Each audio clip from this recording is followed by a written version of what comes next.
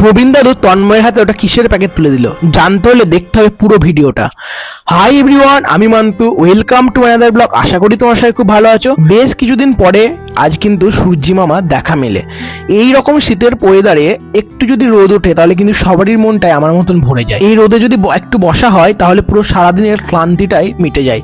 যাই হোক, আমাদেরও খুব ভালো লাগলো আজকে রোদটা, অনেকদিন পরে যেহেতু উঠেছিল। আর তারপর ফুচকা ঢপটা উপরে তুলে দিই। আর তারপর আজকে ছিল চিলি ফ্লেক্স করার পালা। আমার দোকানে দুটো কাজ আছে, যে দুটো কাজ করতে আমার ভীষণ কষ্ট হয়। এক হচ্ছে পেঁয়াজ কাটা আর দুই হচ্ছে চিলি ফ্লেক্স করা। এই দুটো করতে আমার পুরো নাজেহাল অবস্থা হয়ে যায়। পেঁয়াজ কাটতে গেলে চোখ দিয়ে জল বেরিয়ে শেষ হয়ে যায়, আর তার চিলি ফ্লেক্স করতে গিয়ে আমার পুরো হ্যাচ্ছো হ্যাচ্ছো হতে হতে আমি শেষ হয়ে যাই। যাই হোক বন্ধুরা, চিলি ফ্লেক্সটা আজকের মতন করা কমপ্লিট। তারপরে স্যালাডগুলো কাটতে শুরু করে দিই। তবে এখন কিন্তু আমাদের এখানে শসার দাম আকাশ ছোঁয়া, পুরো 100 টাকা কিলো। তার জন্য শসা কম, গাজর বেশি। তোমাদের ওইদিকে শসার দাম কেমন আমাকে কমেন্টে অবশ্যই জানিও। তারপরে এদিকে স্যুপটা করতে শুরু করে দিই।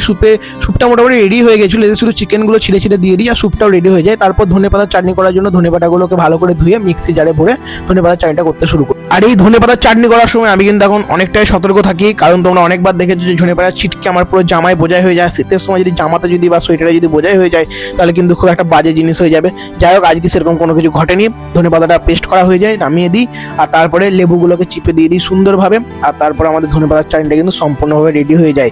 আর তারপরে আমি বাড়ি চলে আসি। বাড়ি এসে যখন দোকান যাই তখন দেখি যে মা প্রতিদিনের মতন আবার ফুচকা ভাজতে শুরু করে দিয়েছে। আর সমস্ত দিদুরা মামিরা সবাই চলে এসেছে ফুচকা বেলার জন্য। তারপরে এখানে একটু ভিডিও করে আমি চলে আসি দোকানে। প্রতিদিনের মতন দোকানে তোমাদের ভালোবাসায় বেশ কাস্টমার আসতে শুরু করে দিয়েছিল। এদিকে ফ্রাই মোমো বানাতে শুরু করে দিই, রোল বানাতে শুরু করে দিই। ফ্রাই মোমোটা রেডি হয়ে গেলে কাস্টমারকে সার্ভ করে দিই। আর ঠিক এর পরেই ঘটে আমাদের সেই দীর্ঘ প্রতীক্ষার অবসান। প্রবীণ দাদুকে আমরা মোটামুটি 1-1.5 মাস ধরে বলে আসছি প্রবীণ দাদু খাওয়াও। তাই আজকে প্রবীণ দাদু আমাকে 20 টাকা দিয়েছিল সিঙ্গাড়া চপ আনার জন্য। আমরা 4 জন ছিলাম, আমি, দাদু, তন্ময় আর প্রবীণ দাদু। 4 জনের জন্য 20 টাকা বরাদ্দ করেছিল প্রবীণ দাদু। সেই 20 টাকার বিনিময়ে এখানে তন্ময় চপ আর সিঙ্গাড়া নিয়ে আসে, আর আমরা সেই চপ আর সিঙ্গাড়াটা খাই।